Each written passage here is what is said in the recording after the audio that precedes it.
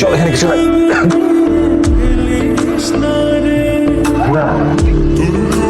আপনি এখানে বেঁধে গেছে কেন? তার আগে বলেন, আপনি আমাদের সাথে চিট কেন করলেন? আপনি আমাদের না বলে কেন চলে আসছেন? আপনি জানেন আপনাকে কত টেনশন করেছি। আপনি টাকা দিতে না বলে আপনি বলে দিয়েছেন যে টাকা দিতে পারবো না। আপনি আমাদের সাথে চিট কেন করলেন? আমরা আপনার জন্য ঢাকা থেকে বরিশাল পর্যন্ত আসছি। এরপর আমাদের সাথে কি কি যে হচ্ছে আপনি সেটা জানেন? Please try to understand. এটাই আমার ফ্রেন্ড আখির বাসা। এখানে এসে আমি আরো বড় একটা বিপদে পড়ে গেছি। ফ্রেন্ডের যে ভাই নাম নয়ন, ইজ আ ডন। সে আমাকে বিয়ে করতে চায়। আমি বিয়ে করতে রাজি হচ্ছি না দেখে আমাকে এভাবে আটকায় রাখছে। আমি যদি এখন তাকে বিয়ে না করি তাহলে আমাকে আমার বাসায় পাঠিয়ে দিবে।